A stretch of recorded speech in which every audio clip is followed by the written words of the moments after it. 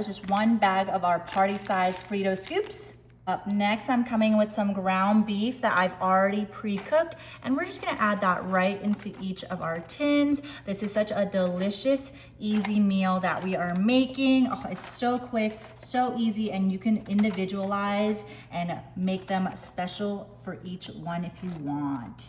Up next, I've got some chorizo crumbles, and we just want to do more of a Mexican style meal tonight, so I'm adding some chorizo on top, totally optional for you. I just think this adds a little bit of diversity in flavor, and we had some in the fridge. Now coming in with my cheddar cheese, we're using sharp cheddar. I'm using just about 2 cups here, and we're just gonna pour that right on top again of each of our individual tins. Nice and easy. Don't be afraid to be generous, but you can use any cheese that you prefer, but I think cheddar is perfect.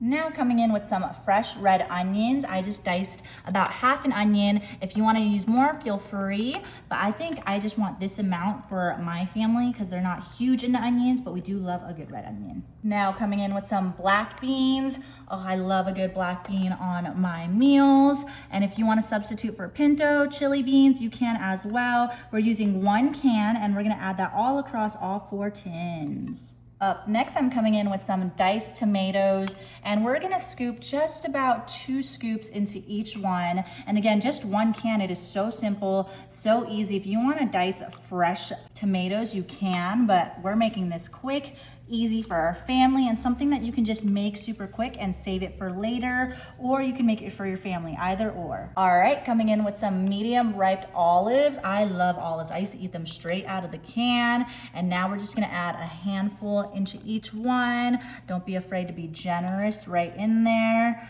All right, this looks great. Perfect. All right, this looks great. We have our oven preset to 350, and we're gonna pop it in for about 15 minutes.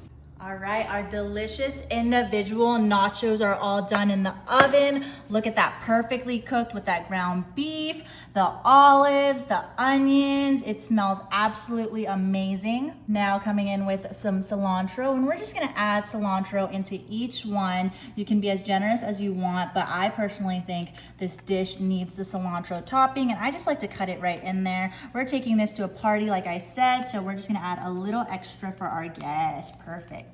All right, all there's left to do is come in, and we're just gonna take this one right here. Look at that, it is perfect. And all there's left to do is to give it a try. We did let it cool down a little bit, and don't be mad, I am using a fork because I wanna get all of that meat and some chip all together. Oh my goodness, it smells so good. Oh, it's steaming hot.